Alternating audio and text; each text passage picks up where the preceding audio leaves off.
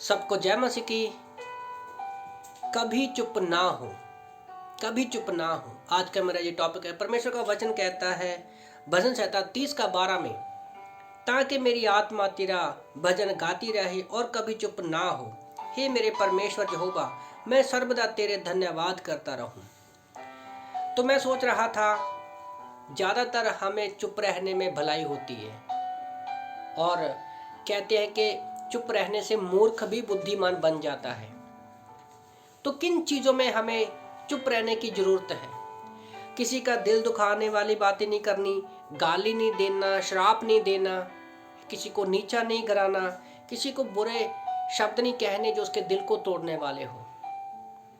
पर हमें, जब हम यीशु मसीह में आते हैं तो हम शरीर के अनुसार नहीं बल्कि आत्मा के अनुसार चलते हैं, क्योंकि परमेश्वर ने अपना पवित्र आत्मा हमें दिया है। और यीशु मसीह आया भी इसलिए धरती पर था ताकि वो परमेश्वर कैसा चाहता है जीवन, किस मकसद के लिए परमेश्वर ने हमें बनाया था।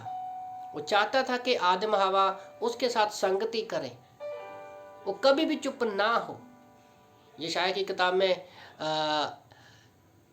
हम लोग देखते हैं कि वहाँ पर पवित्र पवित्र पवित्र 24 घंटे स्वर्गदूत तो परमेश्वर की आराधना करते हैं, वो कभी चुप नहीं करते। तो मैं पहला इतिहास अध्याय 21 वचन 1 से 25 में जब हम पढ़ते हैं तो यहाँ पर दाऊद ने जनगणना के विषय में बात की है। अभी वो राजा बन चुका है और वो जनगणना करवाने की कोशिश करता है, जो कि उसने सबसे बड़ी गलती की थी। उसने अपनी महिमा करवाने की एक तरह से कोशिश की और ये बात परमेश्वर को बुरी लगी। और उसके बाद परमेश्वर सत्यानाश करना शुरू कर देता है। उसके सामने 3 ऑप्शन रखता है, तो वो 3 ऑप्शन में से परमेश्वर के हाथ से सजा पाने के लिए वो तैयार हो जाता है, क्योंकि वो जानता था कि परमेश्वर करुणामयी है। उसकी आत्मा में उसको पता था, जैसे मेरा टॉपिक है कि मेरी आत्मा तेरा भजन गाने से कभी चुप ना हो। तो रैली में जब उसने अपने पापों की माफ़ी मांगी, उसको अपनी गलती का एहसास हुआ, तो वो चुप ना हुआ। और पहला इतिहास अध्याय 21 वचन 24 में दाऊद ने यहोवा के लिए एक वेदी बनाई और प्रार्थना की, और यहोवा ने उसकी प्रार्थना सुनकर उसकी होम बलि और मेल बलि पर ऊपर से आग जलाकर उसकी प्रार्थना का उत्तर दिया। तो इस तरह से आप लोगों को मैं उत्साहित करना चाहता हूँ कि परमेश्वर चाहता है कि हम उसकी आराधना करने के लिए कभी चुप ना हो। परमेश्वर चाहता है कि हम प्रार्थना करने के लिए कभी चुप ना हो। परमेश्वर चाहता है कि हम उसकी स्तुति करने के लिए कभी चुप ना हो।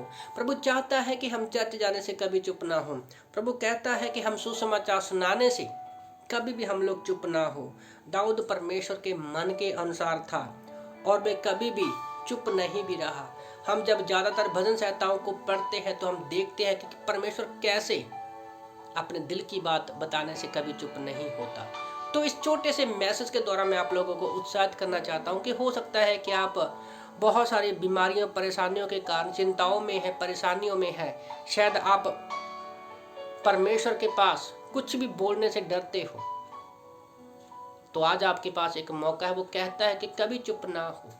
जैसे एक छोटा बच्चा अपने माता पिता से चीज़ मांगने से कभी भी चुप नहीं होता, हमें भी चुप नहीं होना, क्योंकि परमेश्वर हमारी सुनता है और हमें बोलने का मौका देता है, ताकि क्योंकि जब हम परमेश्वर को वचन के अनुसार बोलते हैं तो हम परमेश्वर के साथ संगति रखते हैं। तो इसलिए हमें परमेश्वर के सामने एक समय आता है कि हमें चुप रहने का समय है और एक समय आता है कि बोलने का। पर प्रार्थना, स्तुति, संगति करने का 24 घंटे हमारे पास समय है और हमें इस समय में कभी भी चुप नहीं रहना है। आमीन।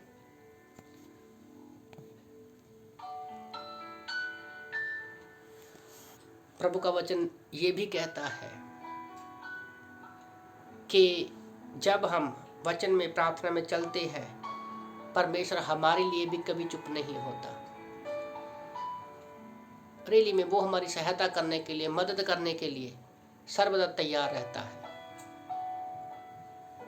प्रभु जब यीशु मसीह प्रार्थना करते हैं परमेश्वर के पास, और वो कभी चुप नहीं होते हमारे लिए, निरंतर प्रार्थना में वो लगे रहते हैं।